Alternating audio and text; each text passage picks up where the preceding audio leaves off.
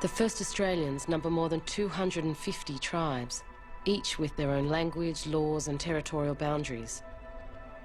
A civilization encompassing the entire continent. We've had this debate about Australia was a terra nullius and it was a wasted landscape and people hadn't used it and hadn't farmed it. They've discovered that, in fact, it's probably supported about 1.6 billion lives.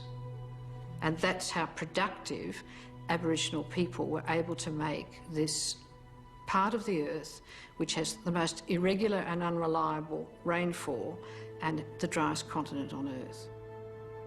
80,000 years, 100,000 years, doesn't matter whether it's 60,000 years, it's an incredible length of time. It's the longest living civilization on earth, and if you can't learn something from a people that successful, then you're really defying your own intelligence. Just over 200 years ago, without warning, strangers arrive. They appear on the east coast, at a place called Warang. The strangers name it Sydney. They are about to come face to face with the first Australians. It is a summer's night on the 25th of January, 1788. 11 giant ships enter the harbour. On board are over 1,300 people. More than half are convicts, the rest are soldiers. The people on board are ordered to remain there until dawn. They've travelled for nearly 8 months from England to this unknown land. Around the harbour, the first Australians light fires, and they yell from their canoes for these apparitions to go away. They thought they was the devil when they landed first. They did not know what to make of them. When they saw them going up the masts, they thought they was possums. Marut, Gamagal people. At first light, the order is given for the convict men and women to disembark. And for Aboriginal people, can you imagine? Suddenly there are 11 ships with these strange people wearing clothes, but funny hats, they have guns. What are these people up to? Why are they here? How long are they going to stay? Why did they come to my country? Why don't they go somewhere else? Are they spirits? Very strange.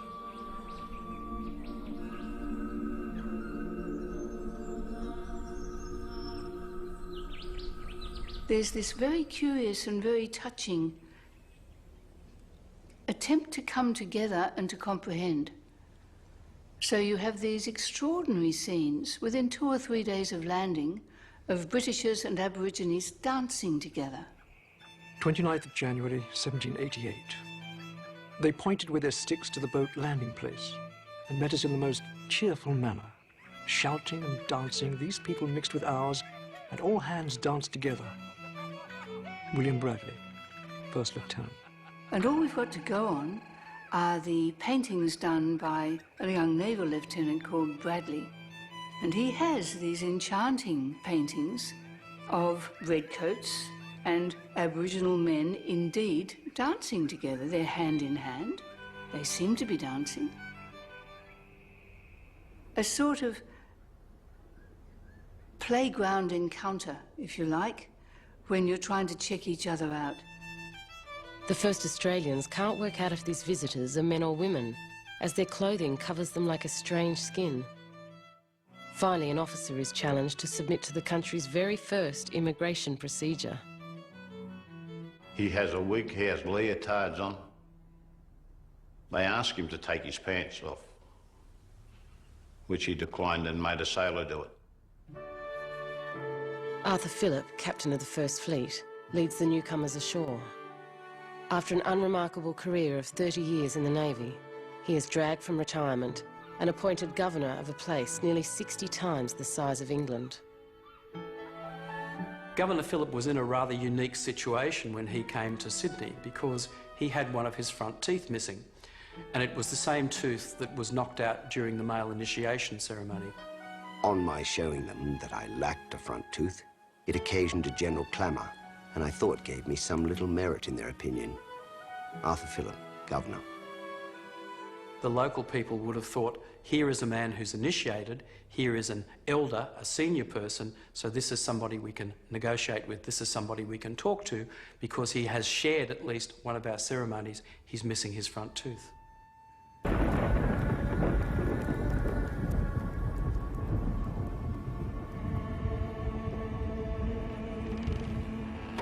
Philip has spent a year in London preparing for the journey, and like Noah, he gathers together humans, animals and supplies.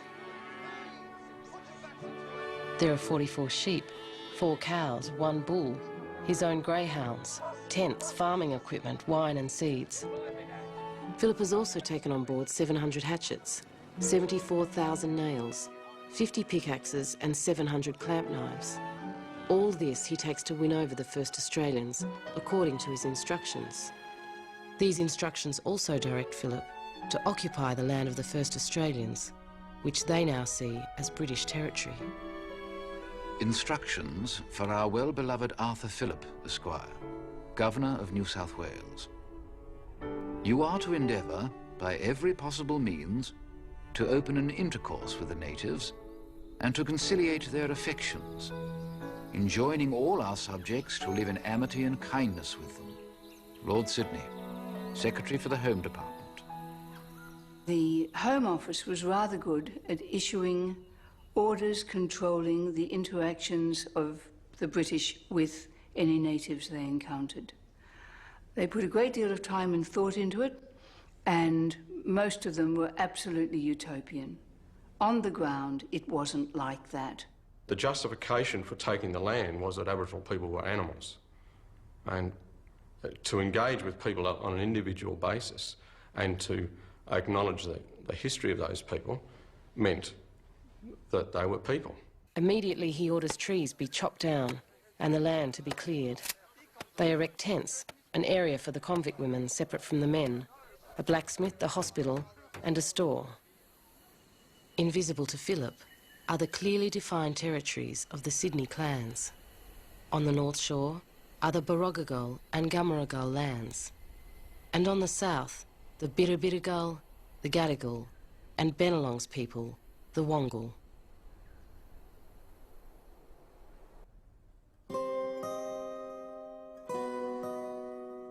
They did incomprehensible things, and they treated each other with vile cruelty. The first Australians are quickly learning about this military society from a distance. They realise that the men wearing red are armed and are to be avoided. Aboriginal people watching must have been horrified. Within the space of a week or so, there were 1,100 people in their country, and they would have been outnumbered.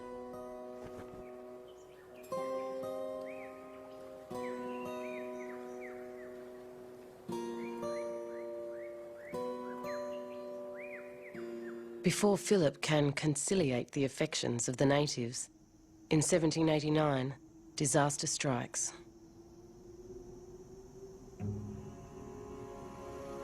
An extraordinary calamity was now observed among the natives. Repeated accounts brought by our boats are finding bodies of the Indians in all the coves and inlets of the harbour. Pustules, similar to those occasioned by smallpox, were thickly spread on the bodies. But how a disease could at once have introduced itself and then spread so widely seemed inexplicable. What can Tej? How did it come to Australia? I think there's such a debate and there's such speculation that we can't know definitively, but in my own mind, it's clear that it came with the First Fleet.